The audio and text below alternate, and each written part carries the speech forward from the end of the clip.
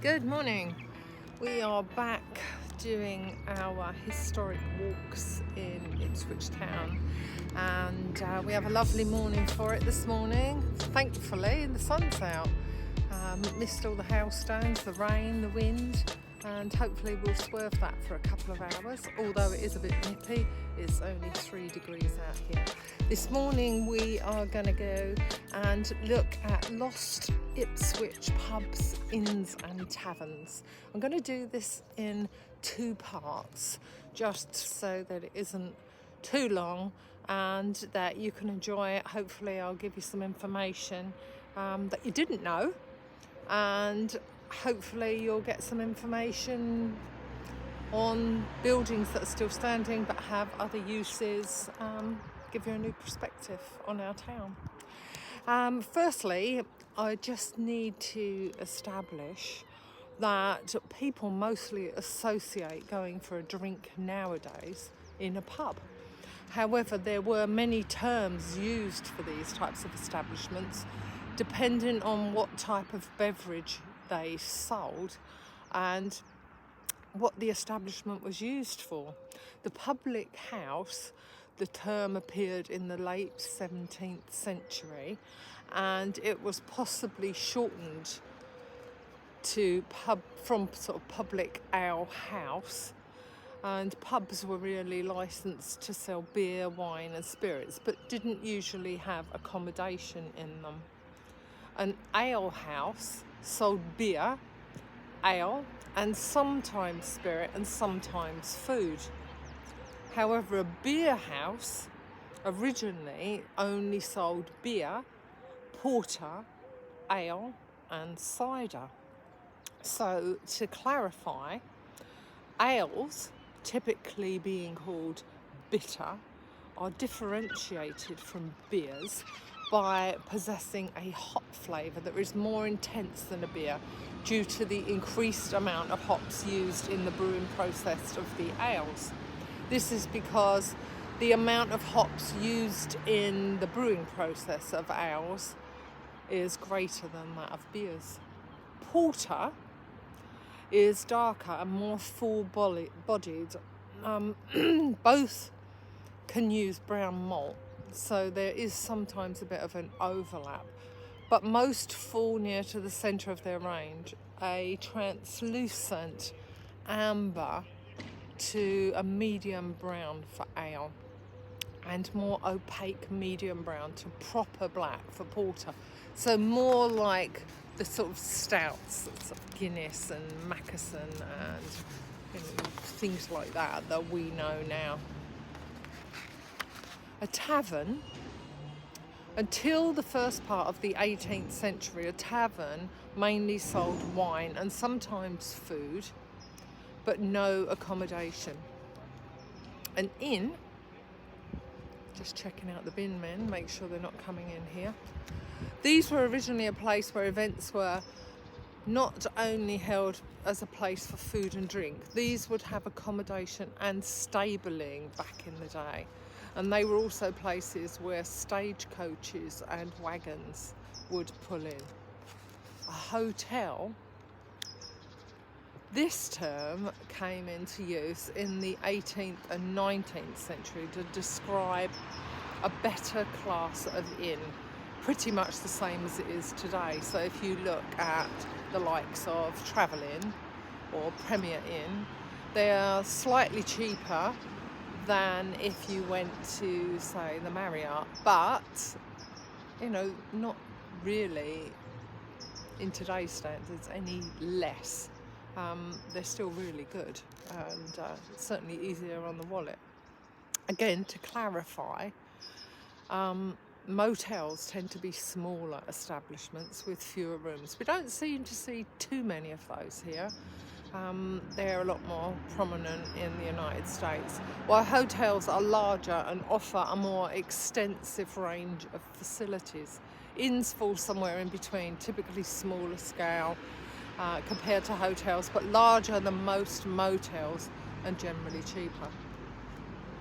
Now, there were originally, just as a little aside, there were originally 308 licensed premises in Ipswich in 1893, and by 1914 that had reduced to 277. Not a significant drop, but a drop. There were 6 brewers in Ipswich in 1844, and by 1854 there were 12. Some were what we would term today as microbreweries. The original Thomas Cobbold, Baron Tolmarch, Charles Cullingham started as early as the 1700s. Tolmarch and Cobbold joined forces in the 1950s, and they owned majority of the pubs in and around Ipswich. By 1975, Tolly Cobbold had 400 in Suffolk, Norfolk, Essex and Cambridgeshire. By 2012, 50% of Tolly Cobbold pubs were gone, and lots of others owned by other brewers. I mean, I can attest myself, we used to have a term, there's a pub on every corner. And it did seem so that everywhere you went there was a pub, and most pubs were used as landmarks. So, you know, you wouldn't say, I'm going to so-and-so, you would go, right, I'm going up past the mulberry tree, and if you turn left, you'll find that shop just down the road on the right. You know, that type of chat would be going on. A little more history as to why pubs started using pictorial signs. Way back in Elizabethan times, very few people could read, so it was expected that tradespeople had pictorial signs so that the masses knew where to go. By the 19th century, it was only really pubs, pawnbrokers and barbers that kept up that tradition. Barbers with the red and white pole, we don't actually see that anymore. You might see a few in London or the sort of historic towns. And pawnbrokers had the 3 brass balls hanging outside. And so it was clearly identifiable as pawnbrokers. Time has moved on, people have changed. We have TVs in our homes, and so people stayed at home, and you know, they would go and buy their libation and sit at home in front of the telly. Now pubs host football teams, dart leagues, snooker things, karaoke. They have live bands just to keep the punters coming in. The axe really fell on the pub when there was the ban on indoor smoking, and then people started going to the off sales for their beers and spirits, stayed home watching the telly. They could smoke in the comfort of their own home and have a beer. It sent the pub trade really spiralling downwards because the price of beer has now become so expensive. And although pubs seem to be taking a backseat to coffee shops popping up all over the place, a cup of coffee now is just as expensive as an alcoholic drink. So, you know, I guess every dog has its day. I don't see the appeal of having a coffee shop every 200 or 300 yards, but I guess that's what it was like back in the day with the pubs. I know that Taverns Street in Ipswich had the most pubs in town. I mean, it was basically, you could fall out of one into the other. So let's get busy and take a look at some of the places that we've left behind. And the first establishment that we are going to visit this morning is the Old Pack Horse Inn, which is just down the road here. So we'll just have a wander down and then we'll take it from there. I hope you enjoy it. If you have any questions, if you come up with any other historic facts about these buildings, please do let me know. I do a lot of research to find out as much as I can. Some buildings don't have a lot, so it is difficult to give you a whole lot of history, but you know, when they go back to the 15th century, I don't think a lot of stuff was documented about the goings on in these pubs. So if you have any interesting facts or family secrets about them, please do let me know. Okay, so let's get going. It's a beautiful morning this morning out here in town.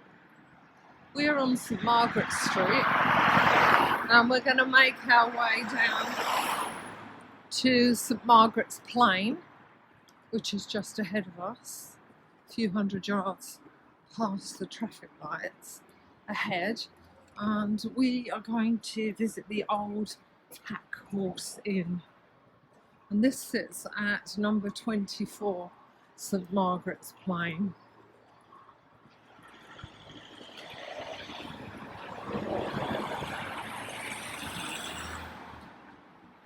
So we have the little green man who's just changed, I think at this time in the morning. I've not got to worry too much about traffic.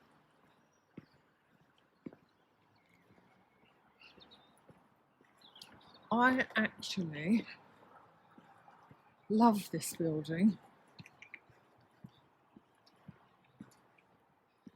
and a good friend of mine from my working days knew how much I love this building, and she had a hand-drawn depiction of it, and she gave it to me. It's actually really lovely. It's in a frame. I don't know who the artist was, but it's really lovely. So this here is the old Halberd Inn, or was. So you can see what a beautiful building it is. Look at the detail here in the Bessemer beam, and look at the frontage. You have to be careful of traffic, otherwise I would step in the road. I'll go across and let you see it. So you can see all the detail. This is a really, really pretty building.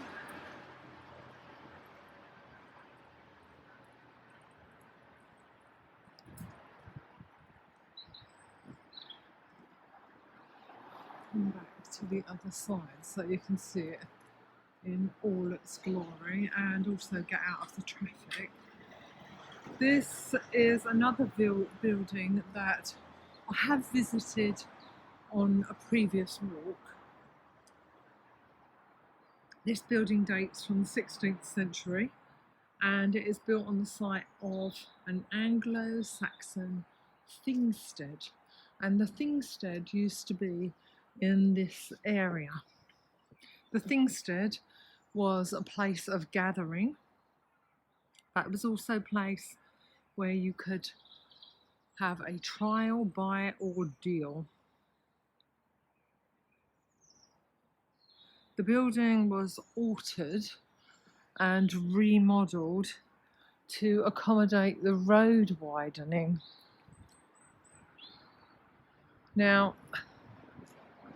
I have a photograph that I found on the Ipswich Society's website, and that actually shows what the building looked like before they chopped it about.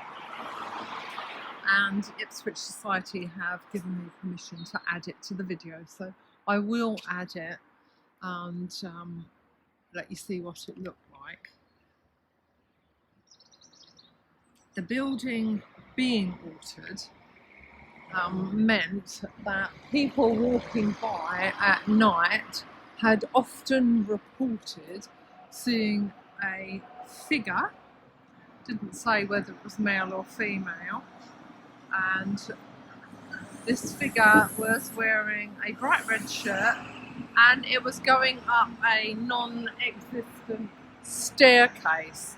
Well, of course, that would have been the original staircase, when this part here that you can see was actually part of the front of the building, because that had been moved to the side, so the staircase had been moved. This building was used as a place for hot gossip, and it was used, as the name suggests, for peddlers to visit with their pack horses, and they carried their wares in the pack bags across the backs of their horses. This building probably closed as early as 1883.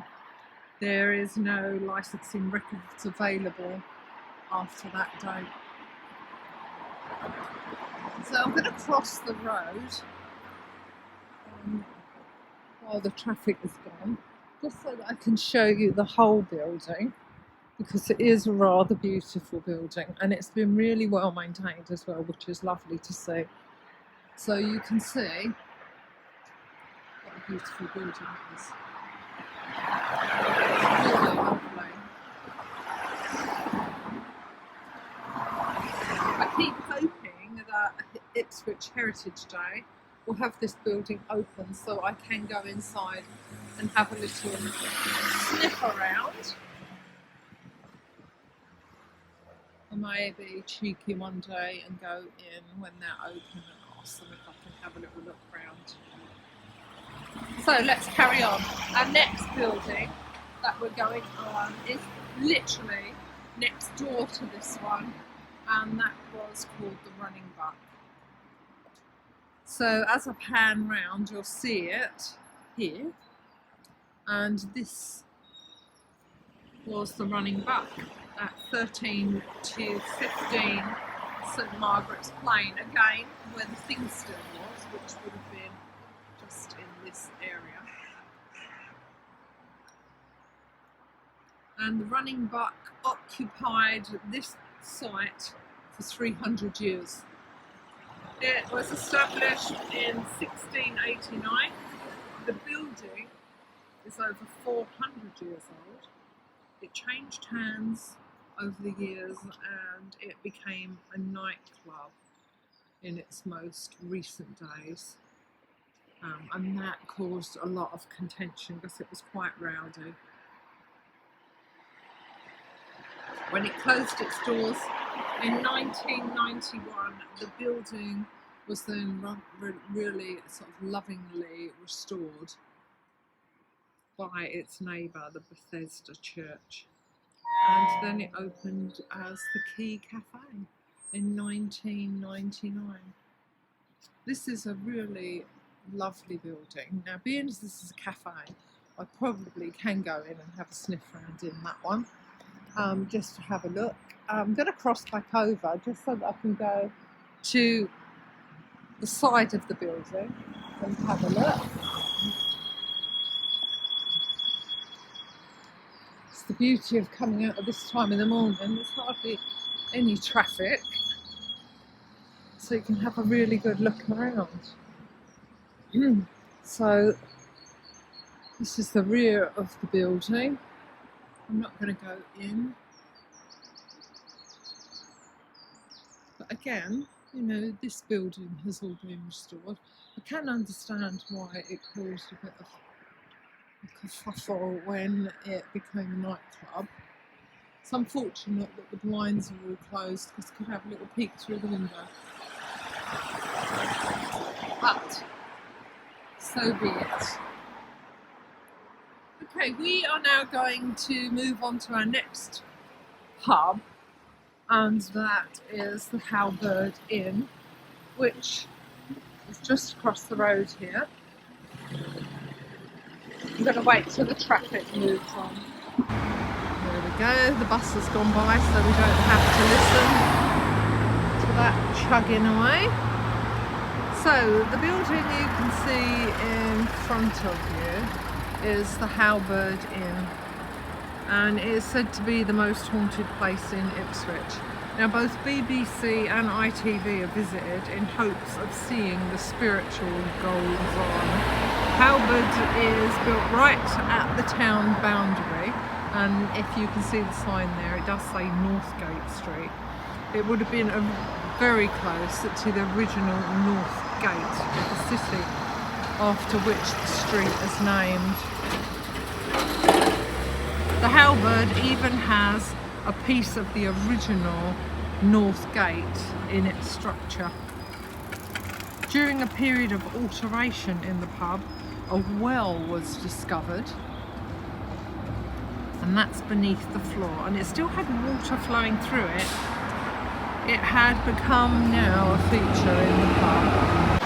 The pub has actually built a wall around it, so if you go in the pub you can actually see it. I might have a cheeky poke through the window being as it's closed.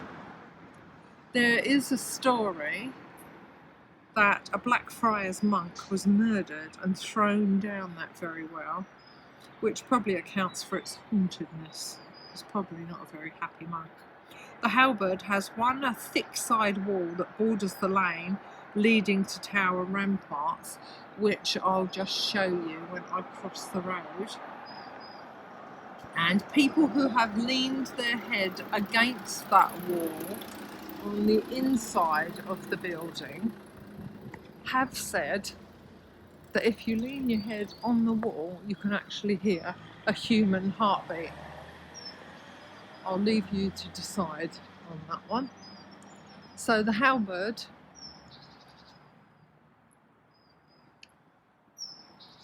right here, and again with the pub sign, we'll just have a little nose. So this really does look like a traditional old pub. I don't think you can see very much through the window.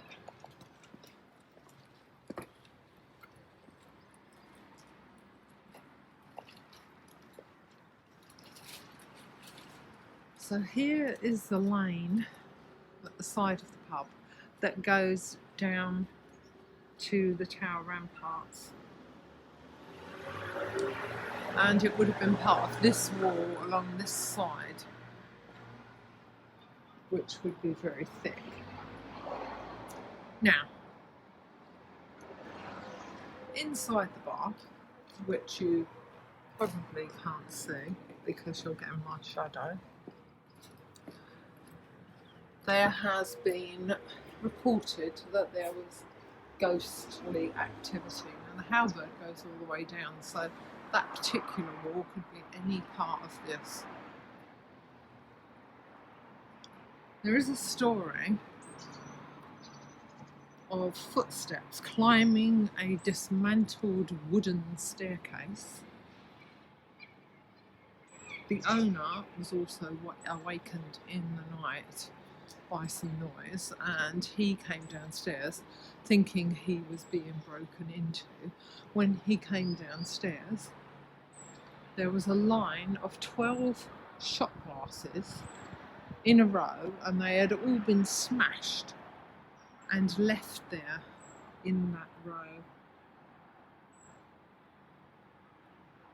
And I have seen a video, which I'll put a link to, it's actually on YouTube, that does show people playing pool here, or snooker, or whatever they were playing, and you can see a glass sitting on the table in the pub and then mysteriously fly off the table. So that is something that has been captured on CCTV. I must make a point of coming and visiting the Halberd Inn. Definitely looks like a traditional old pub. We're now going to make our way down to Oak House. This is also on Northgate Street. Isn't it lovely when all you can hear is the birds instead of traffic? This here, I'll just pan up, is Pykenham's Gate. I have visited this on other walks. You can see the sign on there. Nothing to do with today's walk, but I just thought I'd point it out as we're coming down here.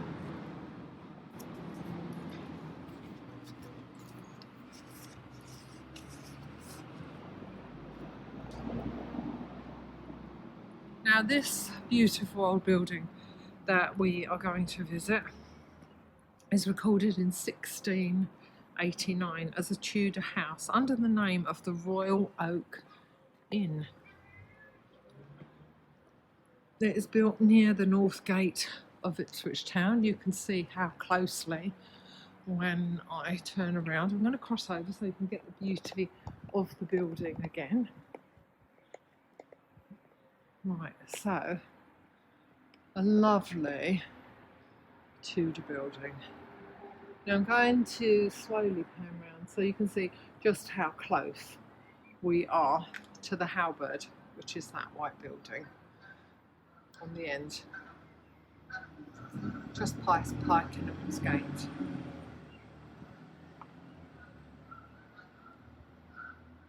Parts of this building date to the 15th century. It opened in 1748, which is again a little bit contradictory. It remained a private residence, however, between 1844 and 1855, it was the Royal Oak Inn. Again, such detail, although it needs a little bit of a repair out there.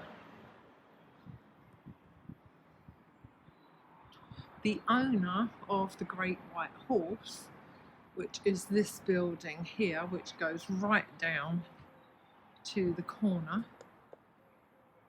is said to have rented rooms for the coachman who brought customers to the Great White Horse, and they stayed here because they were a little too rowdy, so he wanted to keep them there, so it was nice and quiet for his customers. And I'm going to cross over and just have a look at the corner post, and you can see the detail in the corner post. There we have the blacksmith.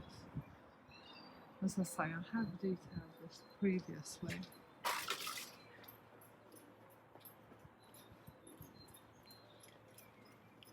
And there's another Tudor man's bust, but the detail in these corner posts is just beautiful.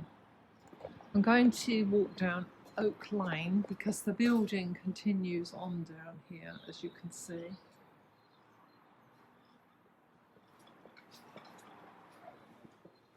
The beautiful overhangs as well, that gave them lots of space upstairs. But look at the detail in the windows and the doors. I just love this building. I love this as equally as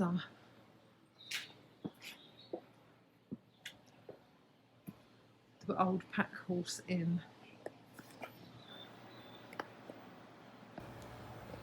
This beautiful inn closed its doors in 1886. So it wasn't a pub or an inn for very long. And then it reverted back into a private residence. Now, I have been told a story about a tradesman who was apparently tied to this post for some kind of punishment. I wish I could find the detail. If I do, I'll add it. Where they actually slashed his Achilles heels because they were so friendly back in the day, and left him here. So he couldn't run away. They just tied him to the post. This is now home to Jackman's Solicitors, and another building that I keep hoping will be on the Ipswich Heritage Days list so that I can come and have a little look around. And this is the building, Oak House, former Royal Oak Inn, centuries 15th to 16th, much restored with features from other Ipswich buildings, which is what they used to do back in the day. They'd take things pretty much the same way we do. You go and find a fireplace in an old building and you go and put it in your house. They did the exact same thing then. Okay, so we're going to move on now down to the Great White Horse Hotel, which I've just pointed out.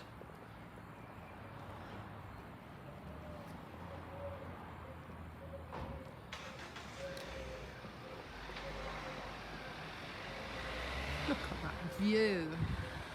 What a lovely way to start your morning, looking at that. That is St Mary the Tower, beautiful church in the town. And there has been a church on that site right back to when it was built with wood.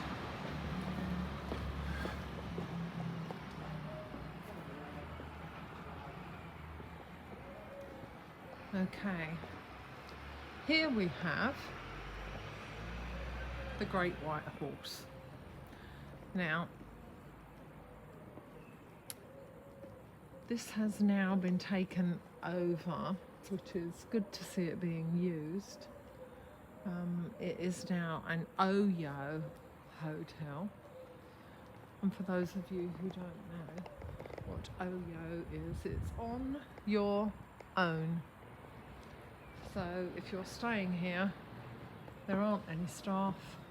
I'm not sure if this is the only part of the building that they're using. It would appear so, that this is the only part they're using, because they have the orange curtains up there, and being as it has Easy Hotel and the curtains are orange, suggests to me it might have something to do with EasyJet. The original timber frontage was added when the hotel was rebuilt to accommodate the road widening, and that happened between 1815 and 1818. And this appeared to have a long and successful life, although the building is certainly in need of some extensive repairs. Famous for its famous guests back in the day. George II stopped here on his journey from Lowestoft to London in 1736, and Lord Nelson stayed here for one night in the 1800s. So another claim to fame. And Charles Dickens in 1812. He stayed for 3 weeks, and in 1835, as a young reporter, sort of made his name, and then when he became the author he is today, he returned, and he actually left a very bad taste in the mouths of the people of Ipswich, because he made some derogatory comments, some about the white horse that stood outside, which weren't very nice, and he said that the hotel was shabby. If it looked like this, I can understand why, although in the 1800s it would have been in its heyday, so I doubt it. You can see the blue plaque.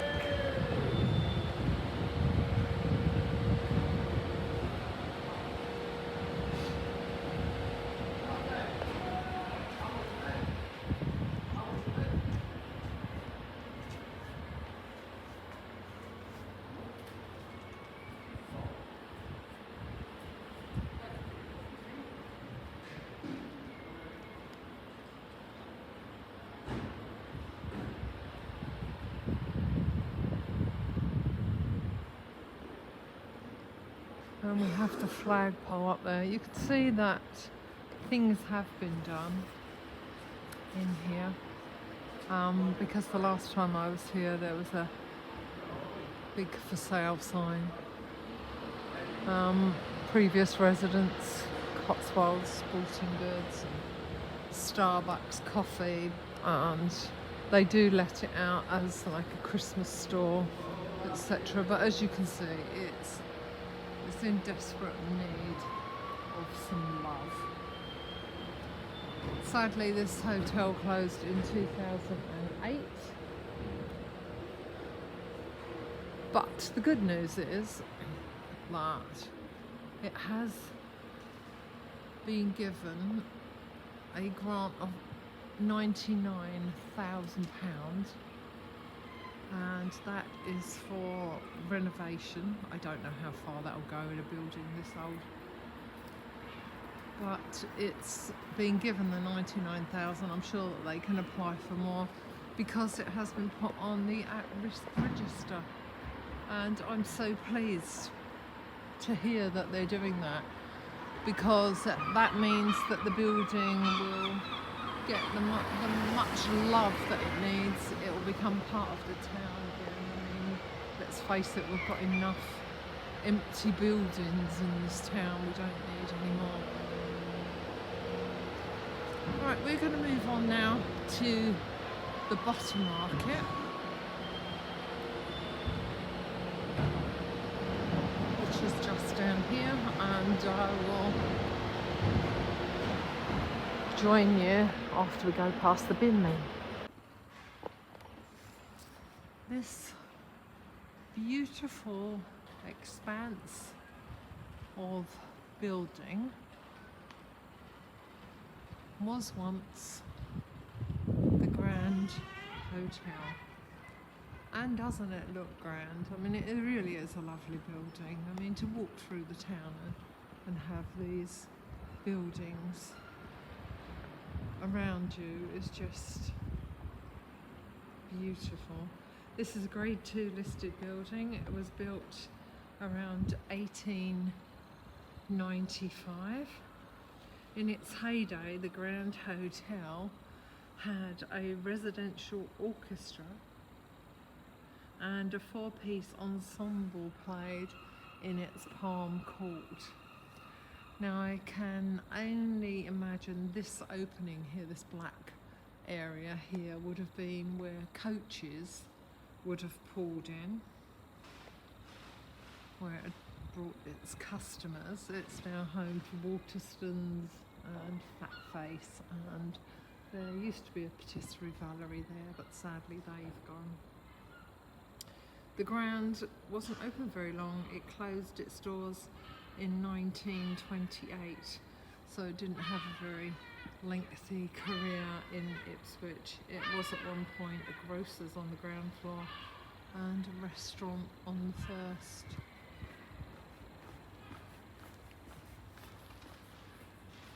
There's very little information available about this once beautiful establishment, so if you do have anything, please do let me know. But it really is lovely. If you want to go inside the building, it doesn't resemble the hotel anymore, of course, but you can go into Waterstones, and you can go upstairs and have a look around, but it's all been shop fitted, of course, so all we're left with now is this beautiful exterior. Have a little view down the butter market. Unfortunately, the birds have got to the bin bags before the bin men came and collected. Just going to turn around because we have one other building that was a pub, and that is the Wagon and Horses, and that will be coming up along here.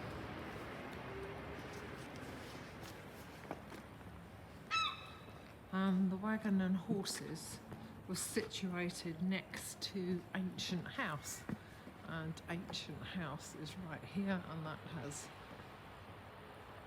great significance in the town. I do cover that on another walk, so by all means check that one out. As you can see, this is a magnificent building, and the detail and splendour. And this has been home to many different many different businesses, should I say. Most recent, when I say most recent, in the last 5 years, was Lakeland, who I think bit the dust because of COVID. Now this here, this building here, was where the Wagon and Horses once stood, and that was a slim building which would have taken up roughly where there are 2 windows, and sadly the building was demolished in 1930, and then they built the butter market. Now, as you can see that glass facade there, that's part of what was an entrance into British Home Stores, and formed part of the butter market. Well, the butter market has been gone, British Home Stores has been gone for quite a few years now, and sadly no one's taken over the building. But as you can see in the town centre, as I pan around, so many stores are now empty and up for let, which is really sad, because I worked in this town centre 20 years ago, and this place was buzzing, it was vibrant. So this pub, originally the Wagon and Horses, I wonder how many people would actually remember that it was here, as it was demolished in the 1930s, so someone might be aware of it. It was an Eind Coop pub. It was originally replaced with a cinema, and then they replaced that with, as I said, the part which became part of the butter market and VHS. But it's good to know, if you're walking by, what was actually here. The owner, or the landlord should I say, of the Wagon and Horses, he obviously liked to be busy. He used to drive the stage from Ipswich to London twice a week, so he wasn't one to rest on his laurels. We're going to make our way now down to St Stephen's Lane, and we're going to have a look at another past inn, and that would be the Sun Inn. It is so cold this morning. My hands are actually going numb with the cold. Can't believe it's the end of April.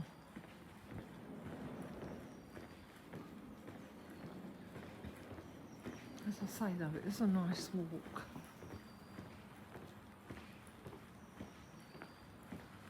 As we come into St Stephen's Lane, this is the other side of where British Home Stores were, and it has looked like this for going on at least 15 years, I think now, which is a shame. St Stephen's Church, which used to be used as the tourist information centre, and that is now being changed into a music venue, so we are actually using all of our old churches, which is lovely.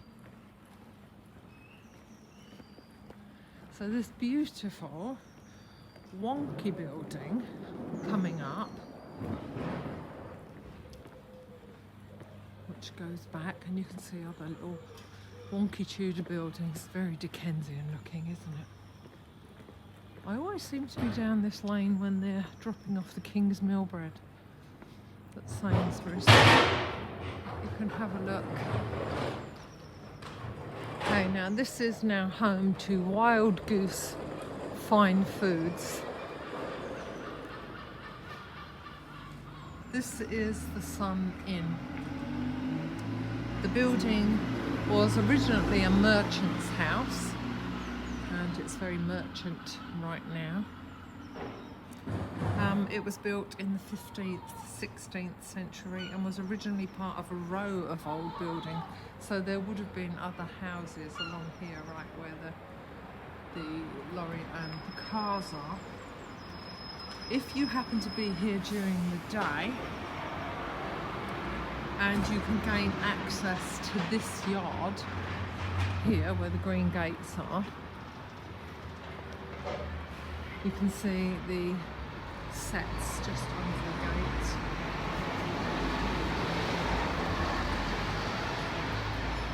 You can see the sets just under the gate, in the floor. They're original. I'll just point those out so that if you do come down, you can see it. Now, if you go to the rear of this building, on the wall, in the rear, in the garden, there is the symbol, the sun symbol on the wall. The symbol is said to be associated with Edward III, who frequented Ipswich, spending time in the town during 1338 to 1340,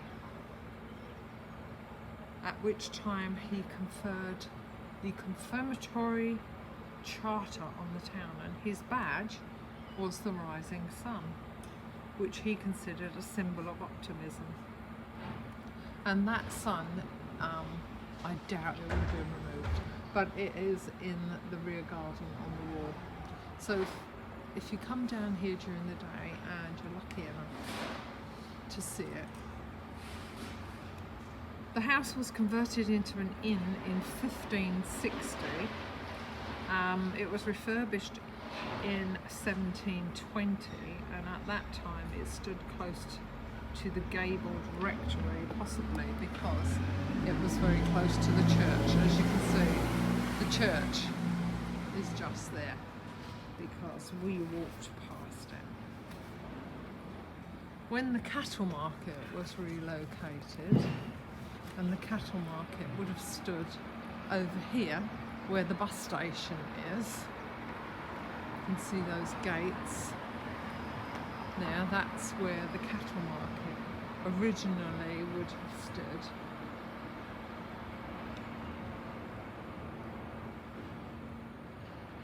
That's when the building became the Sun Inn, and as you can imagine, it was frequented by those in the cattle trade. Although, in contradiction, in 1795, the ancient and most venerable order of Druids was said to have held a meeting in the Sun Inn, so it suggests that the name was actually given to this building much earlier.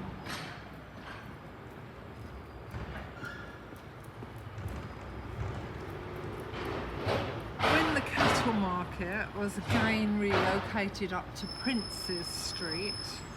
Business unfortunately fell away and the Sun Inn closed. It closed in 1917. The Rising Sun, which was used exclusively by the drovers and cattle dealers, was sadly no more because there was no trade. You know, it relied on all those people, all those men that were dealing with cattle that were just across the road. The building was really lovingly restored, and I mean they put a lot of money into this,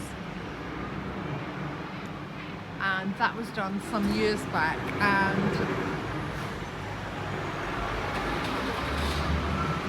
here comes my Kingsmill truck again, so I'll just get this finished.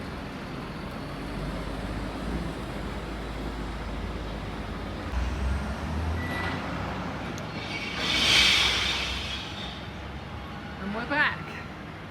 So if we don't have the Kingsmill truck, we have them emptying the bottle recycling banks.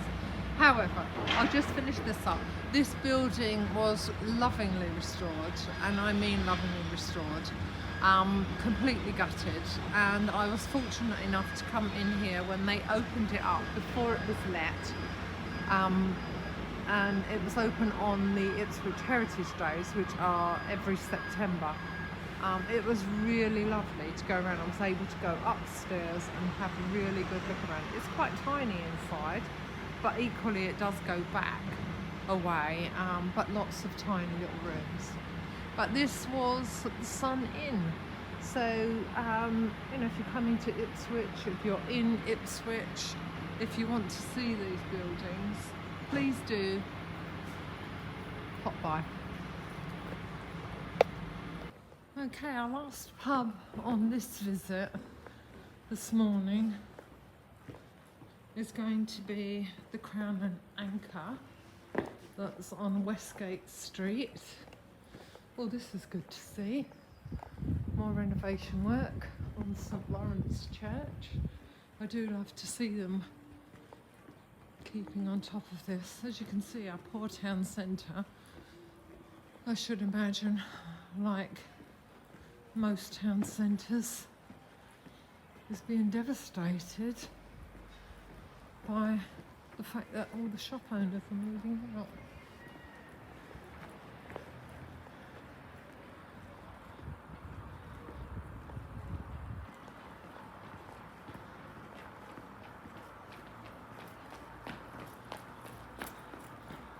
Just giving you a lovely stroll. See, we do still have lots of shops here. Please don't let it put you off visiting Ipswich. I love this town, and I know some people are put off because they say we have some undesirable people,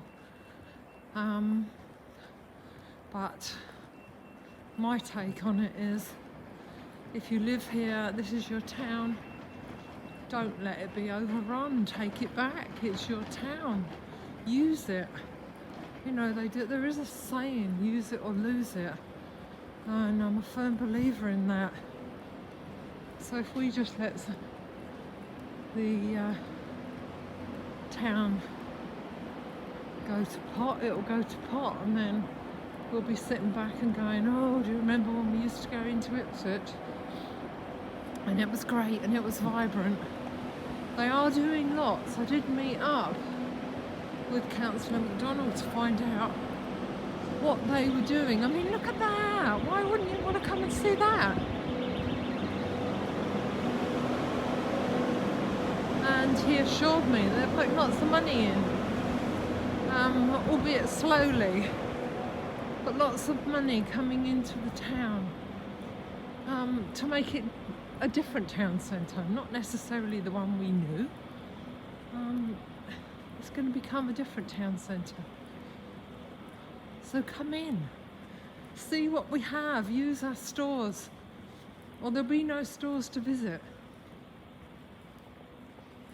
Okay, the building coming up here on the right, number 10 to number 14, Westgate Street, was the Crown and Anchor Hotel, which you'll see is still in place, and the beautiful coaching doors.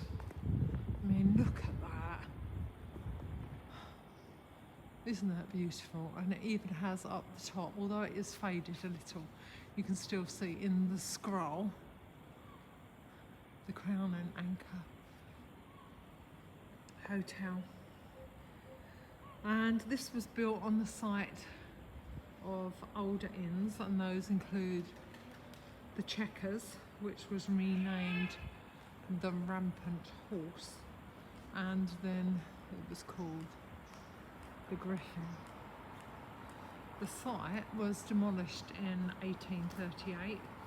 Part of the Crown and Anchor was built in the 1840s, and its ornate Gothic frontage was constructed in 1898.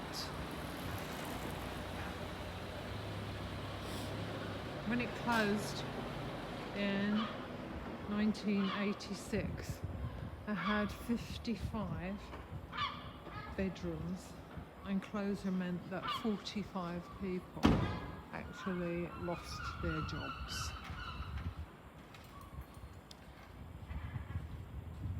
The Crown and Anchor is a monument to what used to be part of our town centre, and it would have still been a really beautiful hotel, but sadly its location meant that people couldn't drive here, and so it meant parking on the outside of town and bringing your cases in.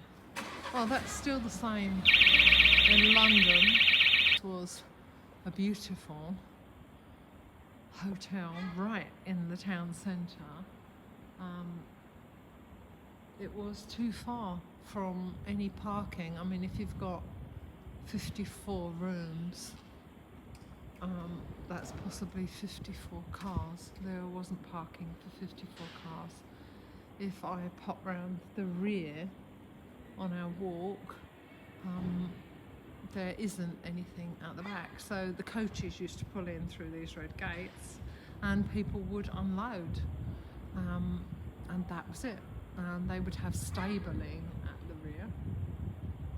So let's just have a little wander and just see if there is anything. This is the more vibrant end of town with more of its buildings in use.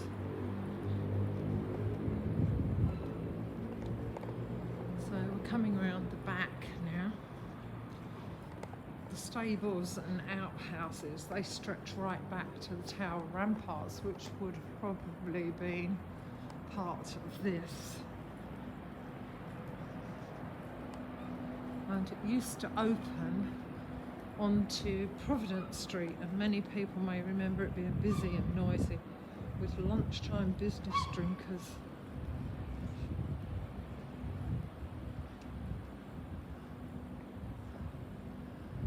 So this would have been the rear.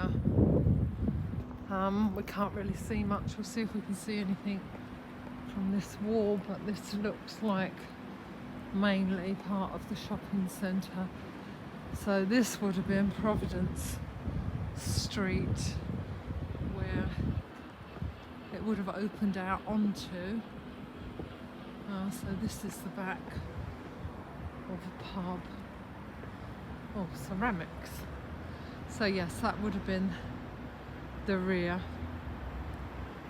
That looks like a modern add-on at the rear there. So yes, sadly no more for the Crown and Anchor. And that has been home to W.H. Smith and the post office.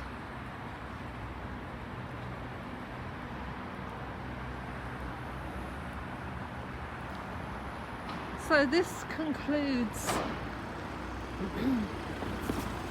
our walk this morning. Just going to pan around again. This was all Debenhams. Massive expanse of stores. Sadly, again, no more. The expanse of online shopping. Yeah, so this concludes part one of our lost pubs and inns and taverns walk. If you enjoyed this walk, please do give it a like. If you'd like to see more walks around Ipswich for whatever reason, be it pubs, be it hauntings, be it history, be it churches, subscribe. That way you'll be notified as soon as the walks become available. That is magnificent Lloyd Avenue. That leads right down into the corner. I'd just like to say thank you for joining me. It's been a pleasure this morning to go out, albeit absolutely freezing, I have to say.